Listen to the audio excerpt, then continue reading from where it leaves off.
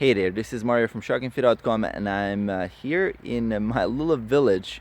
This is a place I grew up in, and you can see that it's quite different from a regular city. And you can see my dog behind there enjoying the sun, chilling a little bit in this place.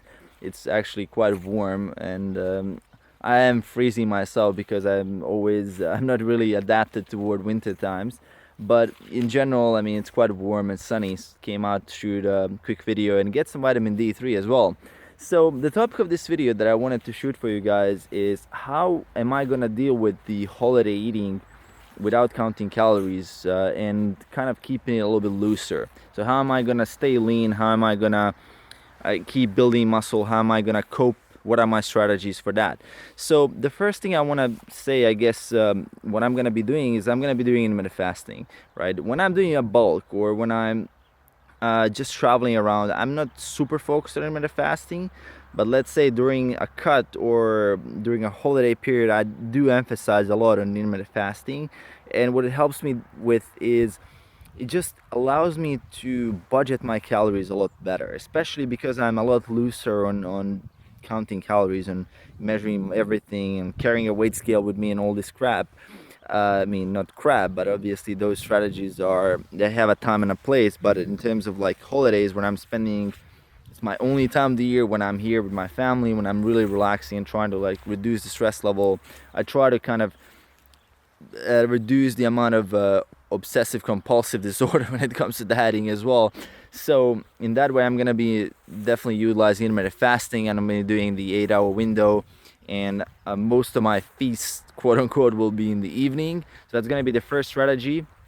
I'm gonna be having a very small meal and maybe in like the beginning of the day to start off my 8-hour window, and then it's gonna be a big feast in the night, enjoying different kinds of desserts. And in the first meal there, when I'm doing intermittent fasting, I'm gonna be focused mainly on whole unprocessed foods, and in the evening I'm gonna be adding those desserts and all those delicious things, but after I've stocked up on the whole and unprocessed food. So that brings me to the tip number 2, and that's something that I would say that I made a mistake in the past, and that is not eating enough protein. So when you don't eat enough protein, you're more hungry, you have more cravings, and all those bad things, and you're less likely to build muscle. You're more likely to store things as fat if for the equal amount of calories. If those calories came from protein, it's a real low chance that they will all get stored as fat. And basically what you're doing is when you're eating protein, it's also like not purely 4 calories per gram, it's like a little bit less, and there's a lot of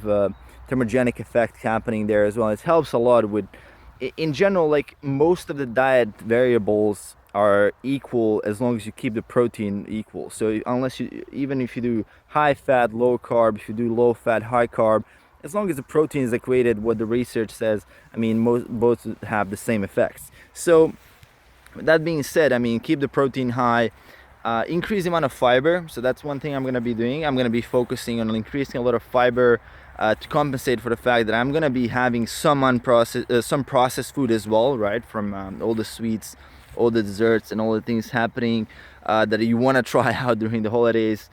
You definitely need to compensate for that by eating a lot more fiber, drinking a lot more water. That's definitely one thing that you can do to prevent overeating when you're not counting calories. Simply adding, I don't know, a glass or 2 of water before a meal, I mean, it's just definitely gonna make you eat a lot less. And besides that, the third thing that I would say that I fell victim to a lot of times is I'm gonna try to completely avoid the all or nothing black and white mentality. I think I've gone out of it for quite a bit of time. I wrote about it, I talked about it a lot, I coached clients on it a lot, and I feel myself now that I'm kind of or surpassed that element. So what I mean by all or nothing is simply, I don't know, you eat one dessert and you're like, oh, YOLO, you know, fuck my diet, fuck everything, I'm just gonna continue overeating. And I see this happen a lot, and it's just the kind of, as human, we gravitate toward like those extremes, so black or white, all or nothing, and these kind of things. It's kind of deadly for the diet, especially if you blow your diet and then you blow one day and then that day turns into 3 days, and a chain reaction happens, and then you end up overeating for like 2 weeks and accumulating a massive amount of fat. So I would say that having that all or nothing mentality and just getting that away is gonna make a massive difference, and will make a massive difference for you as well. So definitely keep mindful. Like, keep mindful of things that you're doing. When I say I'm not counting calories, I'm still mindful. I'm not gonna be like just mindlessly eating like a zombie everything that I can get my hands on. I'm still gonna be self-aware. I'm gonna be, okay, this is the kind of the limit. This is approximately where I'm at, you know. And you can do that if the majority of the foods that you eat is still focused on protein, veggies, as I said before, and getting those whole unprocessed foods. And you can rely on your natural instinct, just that instinctive dieting, to keep you from overeating.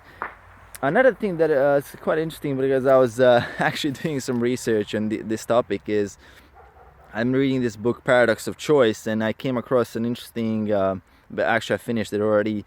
I came an interesting study which says that when we are presented with more food choices, we actually tend to overeat.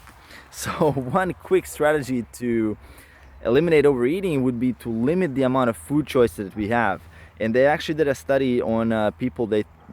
There was a group that they gave 3 types of yogurt, and one group that gave 1 type of yogurt, and the one with 3 types of yogurt, 3 different flavors, ended up eating about 25% more calories, if I'm not mistaken. So this works across all genders, all ages. Everybody's, like, all variables are tested, and definitely food variety is not good for overeating. And the way it plays, I think it comes down to our maybe our genetics, the way we evolved, that where variety would mean that we would reduce the chance of micronutrient deficiency. So in that way, food variety will definitely help that. But in our case, in the modern times, since we have so much food variety in general, and it's just a trick, quote unquote, so we don't really need that. And that way, if I'm gonna be doing desserts, I'm not gonna be doing 3-4 different types of desserts at once. I'm gonna actually make a choice. I'm gonna go for one, and the one I estimate that I like the most is gonna probably be chocolate. I'm just gonna go all out on that instead of like trying to mix things together, because I know if I mix things together, the research also knows that I'm gonna be overeating. So that's one strategy that I'm gonna be using. And the final strategy will be basically using this period of increased calorie intake, because it's gonna be increased no matter what the hell I do. I know it's gonna be increased. I'm gonna be making sure that I use those calories to make gains in the gym. So I'm not gonna be skipping out on gym. I'm still gonna be doing my training.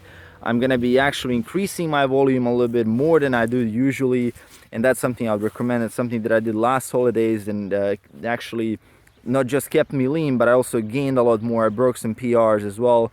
So when I'm doing, let's say if I'm doing lower intensity, higher volume kind of thing, I'm just gonna amp that volume even more. If I'm doing high intensity, like a lower reps kind of thing, I'm gonna add a little bit extra volume there as well.